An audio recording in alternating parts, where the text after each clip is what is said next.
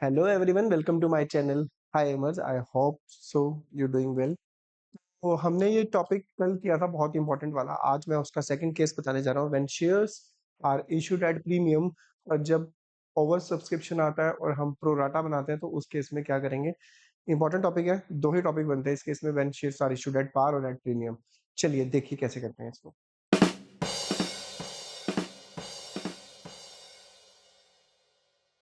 कल वाला अगर आपने लेक्चर नहीं देखा, यानी पहले से लेकर आपने अभी तक अगर लेक्चर नहीं देखे तो आप पहले वो लेक्चर देख लीजिएगा, तभी ये क्वेश्चन देखिएगा।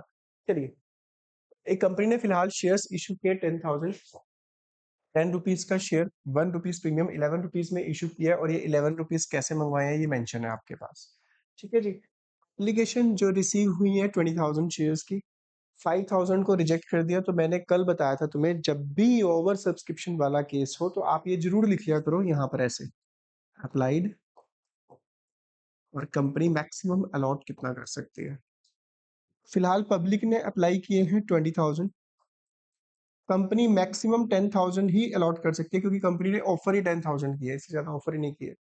क्वेश्चन में लिखा हुआ है 5,000 शेयर्स वर रिजेक्टेड, 5,000 को तो मिले नील।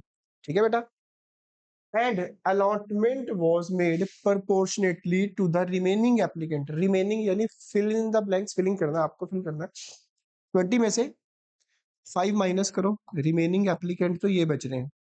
प्रोपोर्शनेट क्या मतलब, सारे तो उनको दे भी नहीं सकते ना। मैक्सिमम शेयर से 10,000 है तो आप इनको मैक्सिमम कितने अलॉट कर सकते हो, 10,000। ठीक है बेटा। अब याद करो, मैंने कल तुम्हें बताया था कि क्या करना होता है। नील वालों को मल्टीप्लाई करना होता है एप्लीकेशन, विच इज 3 रुपीज। ये आप कर दोगे refund, return to share holder. Difference को मल्टीप्लाई करना होता है एप्लीकेशन से। ये पैसा हम एडजस्ट कर देते हैं अलॉटमेंट पे। अलॉटमेंट पे एडजस्ट करने के बाद first entry, bank account debit to share application, जितना पब्लिक अप्लाई करती है। पब्लिक ने अप्लाई किए थे 20,000 शेयर्स, मल्टीप्लाई बाय 3, इतना अमाउंट कंपनी ने रिसीव किया था। फर्स्ट एंट्री,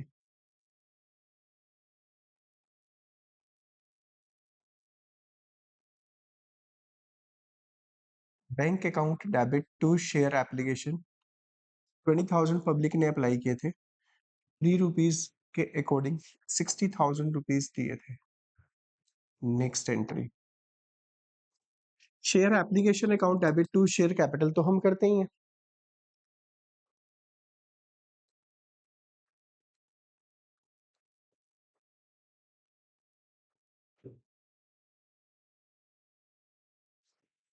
ये तो तुम करते ही हो। आपने एक्सेस मनी का क्या किया, क्योंकि कंपनी के पास रखने के लिए 10,000 इंटू 3, 30,000 ही रख सकती है एप्लीकेशन का। एक्स्ट्रा 30 का क्या किया, 15 अलॉटमेंट पे एडजस्ट किए, 15 रिटर्न कर दिए। वो आपने यहाँ पे शो कर देना है। 60,000 रुपीज आए थे, जिसमें से हमने कुछ पैसा एडजस्ट किया अलॉटमेंट पे, 15,000।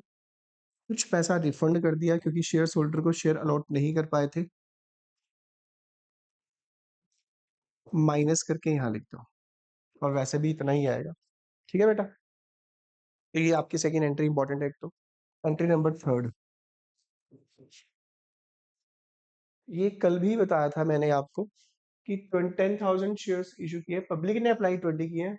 अब जब अलॉटमेंट मंगवाई जाएगी, अलॉटमेंट जितने शेयर्स कंपनी इशू करती है, जितने शेयर्स होल्डर को अलॉट हुए होते हैं, शेयर्स अलॉट ही 10,000 हुए पब्लिक को, जितने अलॉट हुए उतनों से ही मंगवाई जाएगी ना इंस्टॉलमेंट। तो allotment due entry, share allotment account debit to share capital, क्योंकि प्रीमियम भी है, टू सिक्योरिटी प्रीमियम अकाउंट।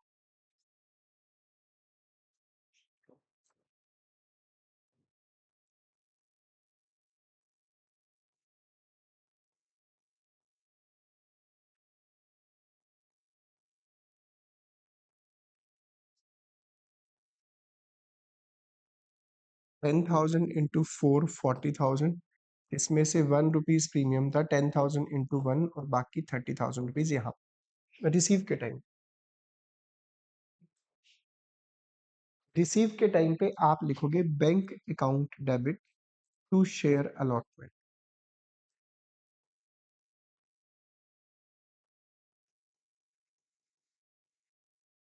ठीक है बेटा, 40,000 रुपीज मंगवाए थे, इसमें से ऑलरेडी 15 पहले से ही एडजस्ट कर रखे हैं। इसके बाद आपको ये चेक करना है कि क्या कोई ऐसा पर्सन जिसने अलॉटमेंट का पैसा ना दिया हो। देखते हैं ये लिखा हुआ, the directors made both the call and all the money duly received except the allotment first call and final call on 400 shares। यानी 400 शेयर्स होल्डर ने अलॉटमेंट का पैसा नहीं दिया। ये मैंने कल तुम्हें प्रॉपर डिटेल में बताया था। अगर कोई पर्सन सेकंड इंस्टॉलमेंट नहीं देता तो 5 स्टेप लगाने हैं। वो 5 स्टेप क्यों लगाने हैं उसका रीजन भी कल मेंशन किया था। अगर आपने वो कल का लेक्चर देखा है तो आपको याद होगा। 5 स्टेप लगाओ। स्टेप 1, अप्लाइड और अलॉटेड। अप्लाइड और अलॉटेड निकालने के लिए मैंने कहा था अगर आपके पास अलॉटेड गिवन है, देखो अगर कुछ मेंशन ना हो दैट मींस उस पर्सन के पास 400 शेयर्स थे, अलॉटेड ही गिवन होंगे आपके पास। आपको अप्लाई कर निकालना होगा कि वो ऑब्वियस है इस ग्रुप में होगा, इस ग्रुप में तो नहीं होगा डेफिनेटली, इस ग्रुप में है वो। इस ग्रुप में जितने भी शेयर्स है जिनको अलॉट हुए थे उन्होंने अप्लाई तो ज्यादा ही किए थे ना, अप्लाइड निकालने पड़ेंगे। जो चीज निकालनी है वो ऊपर 15 ऊपर रखो, 10,000 नीचे इंटू 400। स्टेप 1, अप्लाइड और अलॉटेड। कट करोगे, उसने 600 शेयर अप्लाई किए थे। Step 2, applied minus allotted. अगर उसने 600 शेयर अप्लाई किए थे और उसको अलॉट हुए थे, डिफरेंस आया 200। स्टेप 3, स्टेप 2 को मल्टीप्लाई करना है एप्लीकेशन। एप्लीकेशन का जो अमाउंट था वो था 3 रुपीज, यानी उसका एप्लीकेशन के टाइम पर 600 रुपीज एडवांस गए हुए थे। Step number 4, allotted into allotment. उसको 400 शेयर्स अलॉट हुए थे। अलॉटमेंट बड़ा प्यारा पॉइंट है। अलॉटमेंट वर्ड जब भी आएगा वो हमेशा प्रीमियम के साथ ही होगा। 400 इंटू 4, यानी हम कह रहे हैं कि उसके पास 400 शेयर्स थे, उसने 4 रुपीज अलॉटमेंट के नहीं दिए, बट उसके 600 पहले ही आ चुके थे, इसलिए हमने स्टेप 5 को कन्वर्ट कर दिया step 4 minus step 3।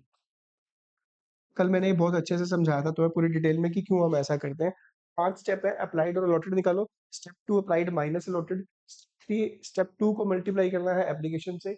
Step 4 allotted into allotment money. Last one is step 5 4 minus 3। 1000 rupees हमें रिसीव नहीं हुए तो 40 माइनस 16 यहाँ पर आ जाएगा आपके पास 24,000।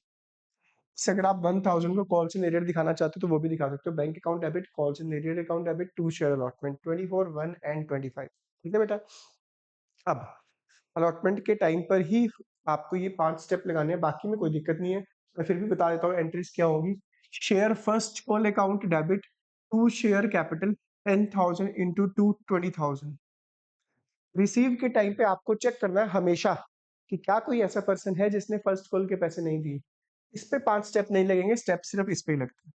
400 शेयर्स होल्डर ने 2 रुपीज नहीं दिए, यानी 800 रुपीज रिसीव नहीं हुए, तो एंट्री होगी bank account debit, calls in arrear account debit to share first call.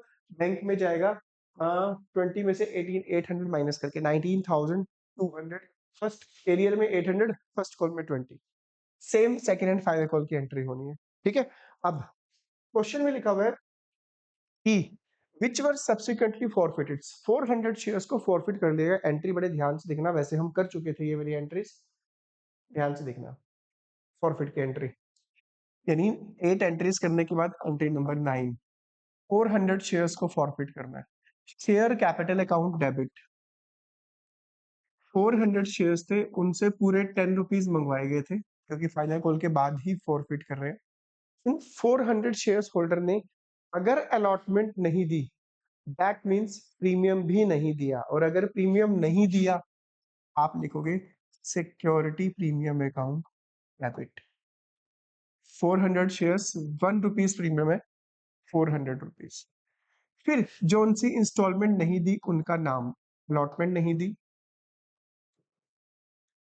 First call नहीं दी, सेकंड एंड फाइनल कॉल नहीं दी, और जो दे दी वो 2 शेयर फॉर फ्यूचर। पूरे क्वेश्चन में एंट्री नंबर सेकंड में चेंज है, फोर्थ में 5 स्टेप याद रखना, और फॉरफिट के टाइम पे अलॉटमेंट के सामने वही अमाउंट लिखना जो आपने 5 स्टेप लगाए थे। 5 स्टेप लगाने का मोटिव यही था अलॉटमेंट पे कितना पैसा रिसीव नहीं हुआ।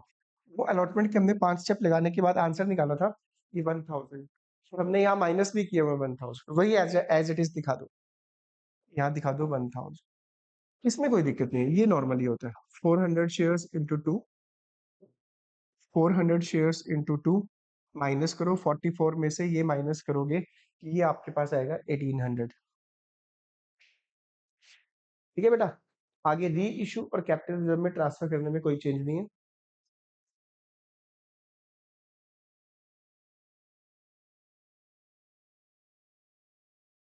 री इशू कैसे किया? Later 300 of the forfeited shares were re issued as fully paid up 15 rupees per share में। ठीक है, यानी 400 में से 300 शेयर्स इशू कर दिए 10 वाला 15 में। Entry bank account debit, premium पे है तो obvious 2 share capital, 2 security premium. 300 share से 15 रुपीज के हिसाब से 4500 रुपीज लिए, 300 इंटू 10 का था, 5 rupees premium. Last entry share for future account debit capital reserve, उसमें कोई चेंज नहीं है, बाकी सब कुछ वैसे ही जैसे तुम बचपन से करते आ रहे हो। अगर आपने मेरा फॉर फ्यूचर वाला वीडियो देखी हुई है तो आपको पता होगा कि क्या करना है। 400 फॉरफिट किए थे, री इशू किए 300 कम अपॉन ज्यादा इनटू फॉर फ्यूचर का अमाउंट 1350। डिस्काउंट कुछ दिया नहीं है, एज इट इज ट्रांसफर कर दो। तो ये था आपका फॉरफिट वाले दो ही केस थे आपके मेन इंपॉर्टेंट, एट पार और एट प्रीमियम। एक और क्वेश्चन है जिसमें इंक्लूडिंग होगा, वो बहुत इंपॉर्टेंट टॉपिक है। मैं सोच रहा हूँ कि आराम आराम से तुम क्वेश्चन करो। ठीक है, कोई डाउट हो तो किसी क्वेश्चन में पूछना।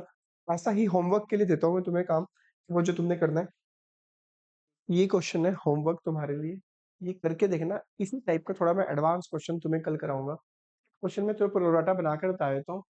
एप्लीकेशन इशू किए हैं 60, एप्लीकेशन रिसीव हुई है 75, तो यहाँ लिख लो अप्लाइड, यहाँ लिख लिया करो मैक्सिमम हम अलॉट कितना कर सकते हैं।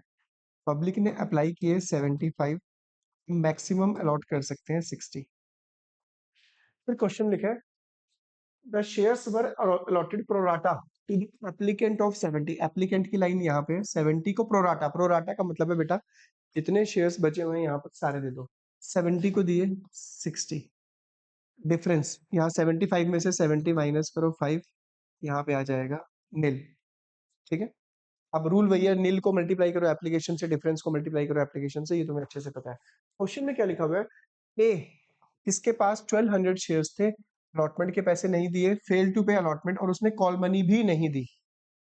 अगर अलॉटमेंट नहीं दी तो 5 स्टेप लगेंगे। 5 स्टेप लगाने के लिए अप्लाइड निकाल लेना, 70 ऊपर रखना 60 नीचे, ये 5 स्टेप लगा के अलॉटमेंट का आंसर निकालना। ठीक है, इसके बाद बी के पास 1800 शेयर्स थे, उसको अलॉट हुए थे, उसने 2 कॉल्स नहीं दी, फर्स्ट कॉल नहीं दी और फाइनल कॉल नहीं दी, यानी ये जो बी है ना अलॉटमेंट के पैसे दे चुका है। ठीक है, अलॉटमेंट रिसीव के टाइम पे आपको सिर्फ इसी को देखना और 5 स्टेप लगाने हैं। हाँ, जब फर्स्ट कॉल रिसीव करोगे, फर्स्ट थोड़ा पढ़ के बताओ, फर्स्ट कॉल कितने शेयर होल्डर ने नहीं दी, ध्यान से पढ़ना। फर्स्ट कॉल कितने शेयर होल्डर ने पे नहीं की? ए के पास 1200 शेयर्स थे, कॉल मनी नहीं दी। बी के पास 1800 शेयर्स थे, कॉल मनी नहीं दी। टोटल 3000 शेयर होल्डर ने फर्स्ट कॉल के पैसे नहीं दिए। 3000 multiply by 2.5, 7500 normal entry of simple bank account debit, calls in account debit to share first call as it is. Final call भी इन्हीं 3000 ने नहीं दी। ठीक है, आप इसकी अलॉटमेंट रिसीव तक की एंट्री करना, फाइनल कॉल तक की एंट्री करना, देन उसके बाद फॉरफिट करना, इसका अलग फॉरफिट करना, इसके अलग फॉरफिट करना। तो ये करके देखना। इसी का एडवांस वर्जन एक और क्वेश्चन कराऊंगा मैं तुम्हें कल इसी टाइप का, और वो काफी इंपॉर्टेंट टॉपिक रहने वाला है।